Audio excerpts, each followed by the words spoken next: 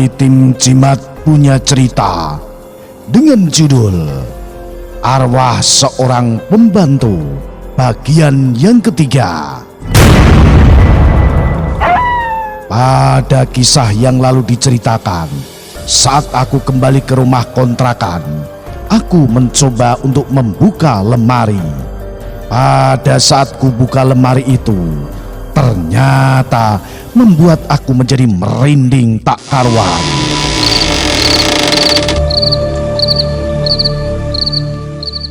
Aku kembali melanjutkan membuka papan itu dan ketika terbuka, tiba-tiba di bawah papan itulah bukanlah keramik melainkan tanah.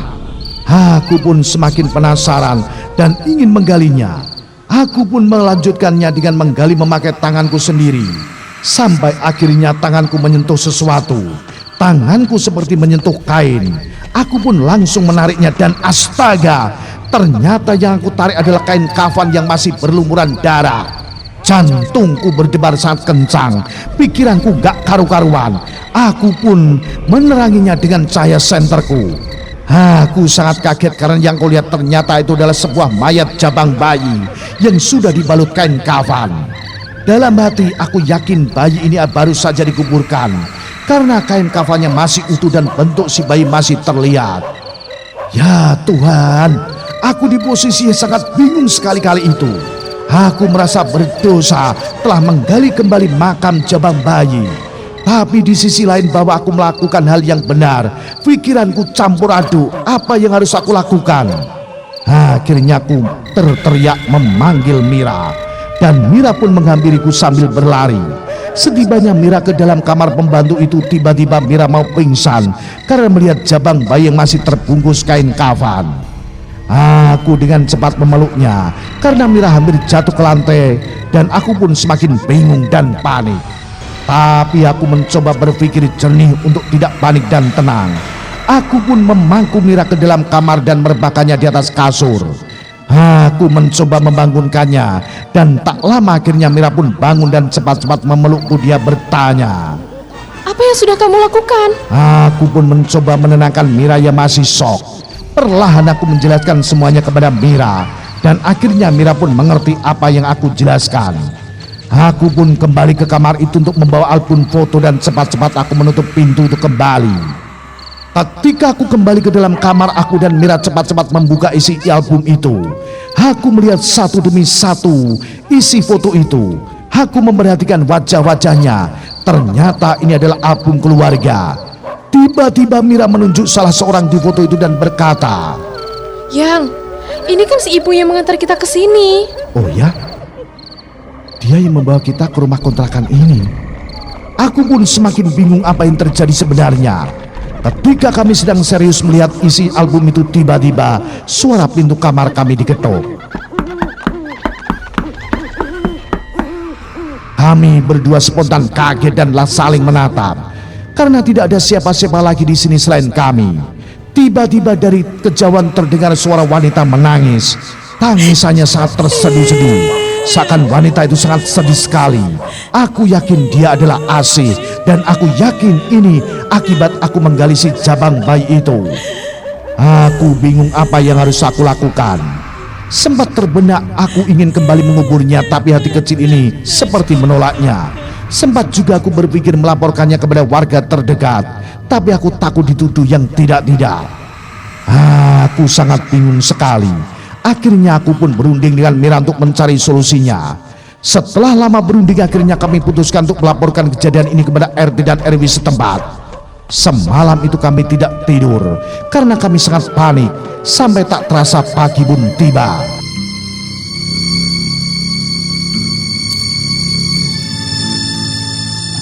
Waktu pun menunjukkan pukul 8 pagi. Kami segera bergegas keluar untuk mencari rumah Pak RT. Dan yang kami butuhkan akhirnya tiba di rumah Pak RT, aku dan istriku. Kami pun menceritakan seluruh kejadian yang kami alami di rumah itu. Pak RT pun kaget mendengar cerita yang kami alami. Akhirnya Pak RT mengajak saya ke rumah itu, ke rumah salah seorang warga yaitu Ibu Ratna. Setibanya di rumah Ibu Ratna, Pak RT pun menceritakan apa yang telah kami ceritakan kepadanya. Dan Pak RT menanyakan apa yang sesungguhnya terjadi pada Ibu Ratna. Karena ternyata Ibu Ratna itu adalah teman dekat dari ibu pemilik rumah itu, yang ternyata dia adalah pemilik rumah itu sendiri. Baiklah, saya akan menceritakan yang sesungguhnya terjadi. Sekitar kurang lebih 1 tahun yang lalu, suami dari pemilik rumah itu kepergok sedang bercinta dengan Asih oleh istrinya, yaitu ibu yang mengantarkan kalian ke rumah itu. Entah mereka suka sama suka atau Asih diperkosa oleh suaminya itu, yang jelas istrinya mempergoki mereka dengan keadaan telanjang di kamar pembantu. Istri dan anak-anaknya marah besar. Asih pun disiksa oleh keluarga itu. Padahal setahu aku sih, Asih itu orangnya baik dan juga ramah. Dia gadis dari kampung dan dia sudah tidak mempunyai orang tua. Hari-hari berlalu. Dengan berbagai kesepakatan, akhirnya suami istri itu tidak bercerai dan memutuskan untuk tetap mempertahankan Asih. Dalam hati saya, ibu itu sangat baik sekali, masih mempekerjakan wanita yang telah berhubungan badan dengan suaminya. Hari-hari pun berlalu. Setiap saya bertemu Asih, wajah Asih selalu terlihat ada lukanya, entah itu di wajah ataupun di tangan dan juga kaki. Saya sempat menanyakan hal itu, tapi Asih tidak menjawab apa-apa. Sampai suatu ketika, ibu itu mampir ke rumah saya. Awalnya dia mengajakku ngobrol biasa, dan sampai akhirnya aku memberanikan diri bertanya, "Kenapa Asih masih dipekerjakan?" Ibu itu pun memberikan jawabannya yang membuat saya kaget. "Sengaja masih saya pekerjakan dia, karena aku belum puas menyiksa dan membuatnya menderita. Saya akan membuat dia sesusah mungkin." Mendengar jawaban si ibu itu membuat hati saya sangat sakit. Walaupun ibu itu melihat Asih sedang bercinta dengan suaminya, tapi kebenarannya belum terkuak. Entah mereka suka sama suka atau Asih adalah korban perkosaan. Saya pun menyarankan agar si ibu itu melepaskan Asih. Tapi ibu itu bilang, sebelum dia mati, hatinya tak akan puas membuat Asih menderita. Saya hanya bisa terdiam mendengar omongan ibu itu. Sampai akhirnya ibu itu pun pamit pulang. Beberapa bulan telah berlalu. Saya melihat Asih perutnya semakin hari semakin membesar. Saya pun mencoba menghampirinya dan juga bertanya, "Asih, kau hamil?" Tapi lagi-lagi Asih hanya diam, lalu juga pergi. Semakin hari badan Asih semakin besar, dan saya yakin bahwa Asih sedang hamil. Sampai pada suatu hari saya mencoba mendatangi rumah itu. Baru saja saya mendekati rumah itu, saya kaget oleh suara Asih yang sedang menjerit-jerit kesakitan. Karena saya takut, saya pun mengurungkan niat saya untuk bertamu ke rumah itu dan juga kembali pulang. 1 minggu sebelum Asih meninggal, saya sempat bertemu lagi dengan Asih. Kali ini saya mencoba memaksa menanyakan apa yang sebenarnya terjadi. "Asih, ibu mau tanya, sebenarnya apa yang terjadi? Kenapa wajah kamu memar? Apa yang telah keluarga itu lakukan?" Ketika saya bertanya seperti itu, Asih tiba-tiba menangis terseduh-seduh. Saya pun dengan cepat memeluknya dan membawanya ke rumah saya. Sesampainya di rumah, Asih pun baru mau menceritakan sesungguhnya yang terjadi. Ternyata Asih adalah korban pemerkosaan yang dilakukan oleh suami si ibu itu. Sebenarnya dia sudah berulang kali diperkosa di rumah itu, sampai akhirnya ketahuan oleh istrinya. Tapi suaminya memutarbalikkan fakta. Dia berkata kepada istrinya bahwa Asihlah yang menggodanya. Dan Asih pun bilang bahwa dia setiap harinya disiksa di kamar mandi dan di kamarnya. Asih diperlakukan seperti binatang. Semenjak kejadian pemerkosaan itu, Asih bekerja tidak pernah digaji. Asih menceritakan semua itu sambil menangis terseduh-seduh. Saya pun ikut menangis dan kasihan melihat kondisinya sedang hamil tua. Akhirnya saya mengambil uang dan memberikannya kepada Asih agar Asih bisa pergi dari rumah itu. Tapi Asih menolak dengan alasan dia bingung harus pergi kemana dengan keadaan dia yang hamil tua. Dia merasa malu. Saya hanya menyarankan dia untuk pergi ke kantor polisi atau siapapun yang bisa menyelamatkannya. Tapi lagi-lagi Asih menolak. Dia berkata bahwa dia akan tinggal di rumah itu sampai bayinya lahir. Saya pun tidak bisa memaksa Asih. Asih pun pulang. Saya hanya berpesan jika terjadi sesuatu, Asih harus cepat-cepat berlari ke sini. Dan Asih hanya mengangguk sambil mengusap air matanya itu.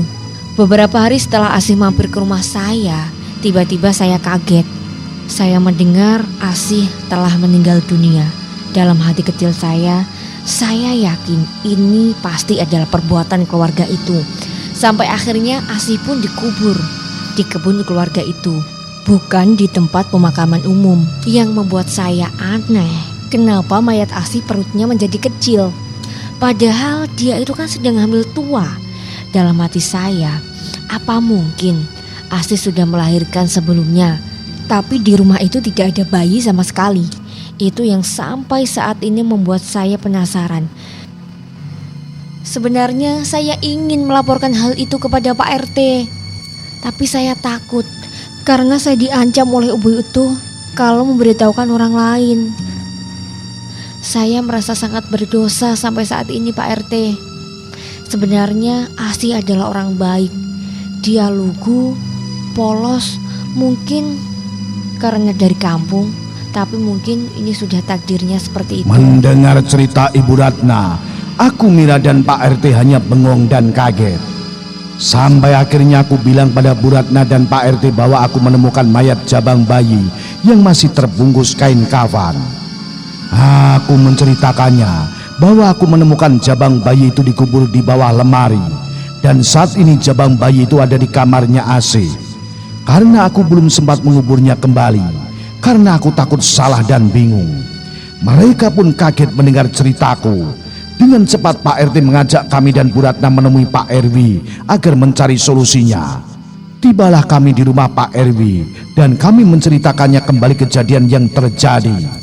Dan Pak RW pun memanggil Ustadz di daerah situ untuk mencari solusi. Setelah berunding, akhirnya mereka memutuskan untuk datang ke rumah kontrakan dan segera mengambil jabang bayi itu untuk dikuburkan. Kami pun berjalan dengan cepat menuju rumah. Sesampainya di rumah, kami langsung menuju kamarnya Asih. Dan ketika aku hendak membuka pintunya, anehnya pintu itu kembali terkunci. Pintu itu seolah terkunci di siang hari dan terbuka di malam hari. Pak RW menyarankan agar mendobraknya, tapi aku melarangnya karena mayat si jabang bayi itu tepat ada di belakang pintu itu. Khawatir nanti tertindih oleh pintu itu. Dan aku pun menyarankan kepada mereka agar kita menguburkannya nanti malam, karena malam hari pintu ini selalu terbuka dengan sendirinya. Akhirnya mereka pun sepakat dan mereka pun pulang. Tinggallah kami berdua di rumah ini. Karena kami pun merasa takut, akhirnya kami putuskan untuk menumpang di rumah Ibu Ratna. Untungnya Ibu Ratna sangat baik dan memperbolehkan kami menumpang di rumahnya.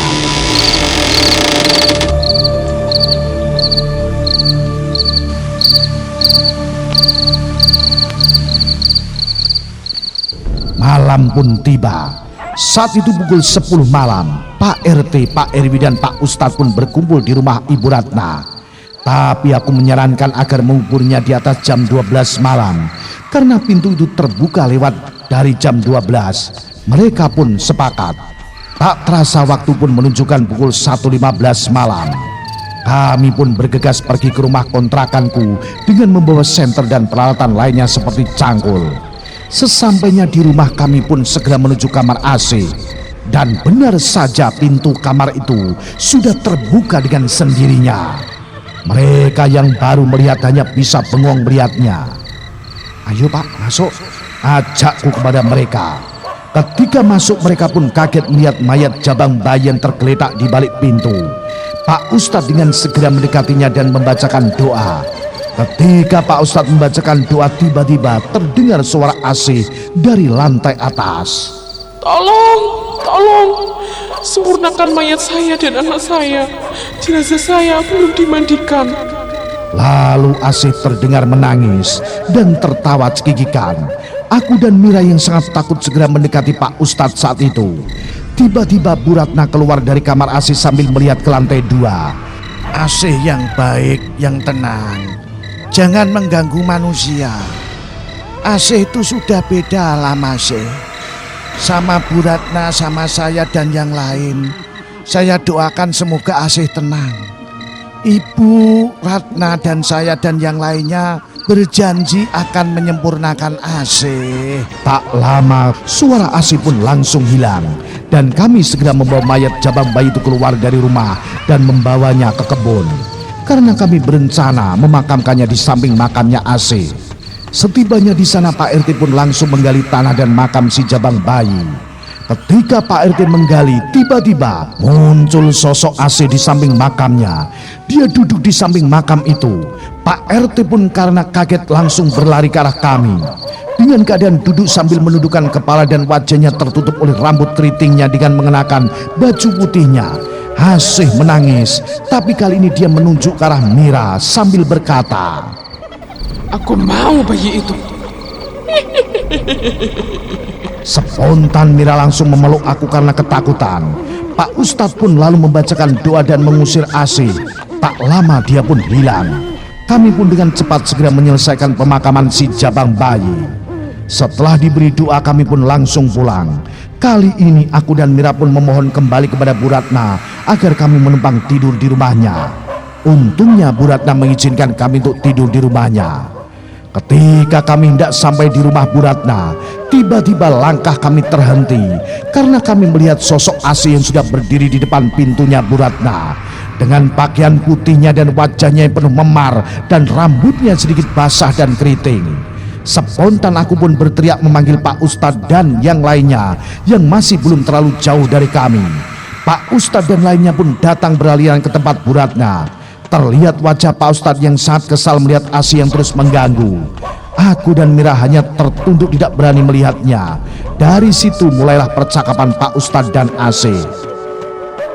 Apa mau kamu mengganggu terus manusia? Aku mau bayi itu. Tidak bisa. Aku bakar kamu sekarang juga jika kamu tidak pergi. Tiba-tiba Asih pun menangis. Aku dibunuh. Anakku meninggal. Kehamilanku digugurkan oleh majikanku. Baiklah, saya sempurnakan kamu, tapi kamu jangan lagi mengganggu manusia. Tiba-tiba Asih tertawa sambil pergi dan menghilang. Pak Ustadz pun mengambil air dan memberinya doa lalu menyipratkannya pada pintu Ibu Ratna. Katanya agar Asih tidak bisa masuk. Kami pun dipersilakan untuk masuk kamar dan beristirahat. Aku dan Mira yang masih kaget hanya bisa saling menguatkan satu sama lain. Dan akhirnya kami tahu bahwa Asih adalah korban aborsi yang akhirnya meninggal. Entah aku tak mengerti kenapa ibu itu membiarkan Asih hamil sampai besar, tapi setelah itu menggugurkannya.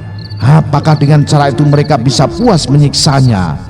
Entahlah, yang jelas saat ini aku mau fokus bagaimana agar Asih tidak mengincar bayi dalam kandungan istriku. Tak lama kami pun tertidur dan tiba-tiba kami dibangunkan pada jam 7 pagi oleh Ibu Ratna. Ketika kami keluar kamar ternyata di rumah Ibu Ratna sudah ada Pak Ustadz, Pak RW dan Pak RT dan warga lainnya. Kali ini begitu banyak orang. Aku tidak mengerti ada apa ini sebenarnya. Akhirnya Pak Ustadz pun menjelaskan Bahwa kami berniat akan membongkar kembali makamnya Asih dan memandikannya. Karena itu kalian saya mohon untuk ikut menyaksikannya. Karena ini menyangkut bayi kalian juga yang masih di dalam kandungan. Kami pun mengiyakan perkataan Pak Ustadz dan kami pun pergi ke makamnya Asih beramai-ramai. Setibanya di sana dua orang warga pun langsung menggali makamnya Asih.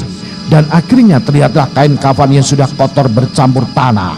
Dengan perlahan mayat Asih pun dikeluarkan kembali dari dalam kubur. Warga pun menggotongnya ke arah rumah kontrakanku. Tak lama ibu-ibu berdatangan untuk memandikannya. Bu Ratna pun ikut memandikannya. Sudah hampir selesai dimandikan, tiba-tiba Pak Ustadz memanggil Mira dan berkata, Usapkan air bekas mandi itu ke perut kamu sambil berdoa.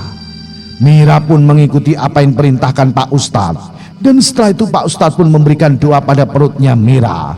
Setelah dimandikan mayatnya Asih lalu disolatkan dan dimakamkan kembali di tempat semula. Salah satu ibu-ibu dari warga situ sempat bilang, Dalam hatiku, ini sebuah kesengajaan yang dilakukan ibu itu.